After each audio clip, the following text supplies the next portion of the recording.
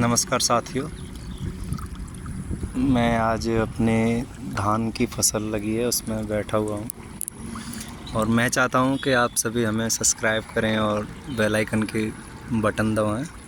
इससे सभी हमारी एग्रीकल्चर से रिलेटेड जितनी भी वीडियो हैं आप सभी को प्राप्त होती रहें और ऐसे लोग जो एग्रीकल्चर से जुड़े हुए हैं या जो नहीं जुड़े हैं वो भी समझें कि किसान का कितना स्ट्रगल है और कितनी मेहनत से फसल उगाई जाती है, उसका रेट नहीं मिलता और जो रेट मिलता है तो हमें आधा मिलता है और फिर ऊपर मुनाफे में और ज़्यादा बेच दिया जाता है। तो इसी में देखो ये एक मैंने बोतल रखी है और इसमें से आप देख पा रहे होंगे कि एक एक बूंद करके ये दवा टपक रही है और ये खेत ऊंचा है तो उसमें से पानी नीचे वाले खेत में जा रहा है। और इसमें ये दरअसल दवा इसलिए है क्योंकि धान की फसल में नराई गुड़ाई हमारे यहाँ हो नहीं पाती, तो उसके लिए हम लोग क्या करते हैं कि इसमें खेत में दवा का छिड़काव करते हैं। और यदि इस तरीके से न लगाया जाए तो 2-3 तरीके हैं जिससे लगाया जा सकता है कि स्प्रे की टंकी में लिया और खेत में छिड़काव कर दिया।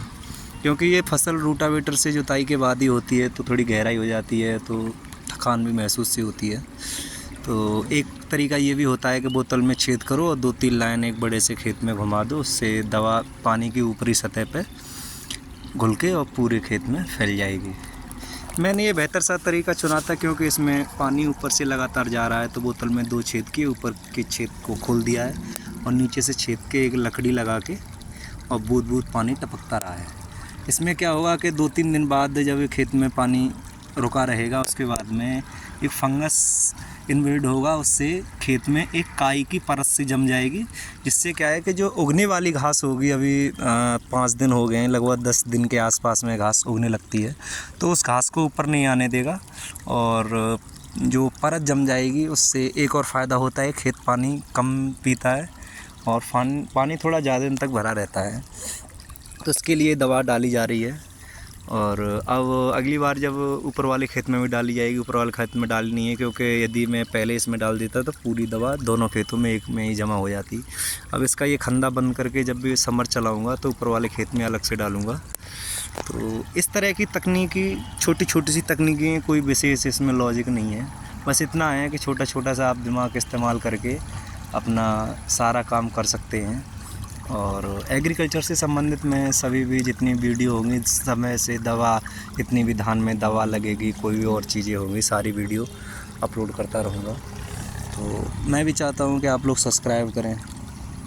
शेयर करें ना करें, लाइक करें ना करें, लेकिन एग्रीकल्चर से संबंधित जितनी वीडियो मैं अपलोड करूँ आप लोगों तक प्राप्त होती रहे, आपको भी जानकारी मिले किसान का स्ट्रगल कितना है। और बहुत से मैं कहीं एक बार शायद पिछली बार महाकुंभ नहाने जा रहा था तो वहाँ पे मुझे एक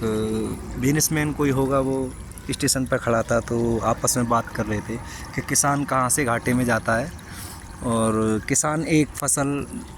के लिए एक दाना बोता है, उससे 50 दाने तैयार होते हैं। तो उसको ये नहीं पता कि पर डे के हिसाब से हमारी खेतों की देखभाल की मजदूरी भी, मिनिमम मजदूरी 300 रुपये लगाई जाए तो फिर भी उसमें भी घाटा जाता है। सिर्फ किसान को फ़ायदा उसमें इतना है कि इंस्टॉलमेंट में पैसा खेती में लगाता रहता है और एक मुश्त पैसा उसका बच के आ जाता है, इतना फ़ायदा है। और ख़ास कोई फ़ायदा नहीं हो पाता, बहुत सारे खर्चे भी होते हैं, दवाई भी होती है, लगभग ये मानो कि धान में 4 से 5 बार यूरिया भी लगेगी, DAP लगती है और बाहर से लेबर रखने वाली आती है, लेबर भी होती है, ट्रैक्टर की 2-3 जुताइयाँ भी होती हैं, DL महंगा हो गया है तो उसके चक्कर में जुताई भी महंगी हो गई हैं, तो बहुत सारे खर्चे आते हैं। तो कोई ये ना समझे कि किसान की फसल बहुत ही इनकम वाली फसल होती है, बस इतना होता है कि थोड़ा थोड़ा पैसा इधर उधर से करके लगाते रहते हैं तो साल 6 महीने का खाने पीने का इंतजाम होता रहता है और थोड़ी बहुत फसल बेच लेते हैं, इससे अपने रोज़मर्रा के खर्चे भी चलते रहते हैं। तो सरकार को थोड़ा ध्यान भी देना चाहिए कि जितने भी मीडिएटर हैं बीच में उनको हटा के सीधा कोई ऐसा प्रावधान किया जाए कि जैसे यदि कोई फसल 4,000 रुपये प्रति कुंटल बिक रही है तो वो जब तक खरीदी जहाँ तक जाएगी वो फसल 4,000 रुपये कुंटल ही जाए, जो भी प्रॉफिट रहे उसी 4,000 कुंटल के अंदर रहे। ऐसा ना हो कि किसान से 2,000 रुपये कुंटल ख़रीदा जैसा वर्तमान में चल रहा है, आगे व्यापारी ने बेचा 3,000 रुपये कुंटल बेच दिया और जाते जाते जहाँ तक धान पहुँचता है तैयार होने के लिए वहाँ 4,000 रुपये प्रति क्विंटल के हिसाब से हो जाता है, तो किसान वहीं रह जाता है। किसान के लिए ऐसे प्रावधान किए जाएँ कि जहाँ तक कंपनी में किसी में भी धान जा रहा है, यदि किसान से 4,000 रुपये प्रति क्विंटल ख़रीदा जा रहा है तो उसका ज़्यादा 500 रुपये प्रति क्विंटल के हिसाब से मार्जिन बढ़ा के 4500 रुपये प्रति क्विंटल तक सप्लाई कर दी जाए, या फिर कंपनियां ही सीधा किसान से डायरेक्ट ख़रीदें। सबसे बड़ी आज के समय में एक ही समस्या है कि किसान और कंपनी के बीच में बहुत सारे दलाल हो गए जिन पर सरकार द्वारा कोई भी नकेल नहीं कसी गई है। उसी की वजह से किसान लगातार घाटे में जा रहा है। अभी मक्का की फसल का रेट यदि बाहर देखा जाए तो 1800, 2000, 1500, 1600 इस तरीके से चल रहा है। सरकारी लेवी पे धान का रेट 2400 रुपये है, लेकिन 2400 रुपये रेट को हमें लेने के लिए कम से कम 300-400 रुपये प्रति क्विंटल का खर्चा भी करना पड़ेगा, स्ट्रगल भी करना पड़ेगा, पैसे भी रुक के आते हैं, तमाम सारे झंझट होते हैं। फसल मंडियों में ऐसी पड़ी रहती है तो किसान सोचता है कि 2400 रुपये प्रति क्विंटल मक्का बेचने से अच्छा है कि हम अपना वही 1800-1900 रुपये प्रति क्विंटल में बेच दें, जिससे हमें बेचते ही तुरंत पैसे तो कम से कम प्राप्त हो जाएं। तो इस तरह की समस्याओं को सरकार को दूर करना चाहिए। और आप हमारे सभी यूट्यूब चैनल को लाइक करें,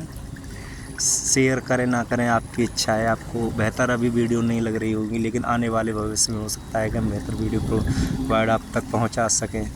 जिससे कि आप भी समझ सकें किसान का कितना होता है। अगली वीडियो में लेके आऊँगा जब दिखाऊँगा कि जब आप देखो धानों के लिए जुताई कितनी अच्छे से जुताई की जाती है, जब कहीं धान की फसल रख पाती है। और लेबर मिलना आज के समय में तो बहुत ही मुश्किल हो गया है,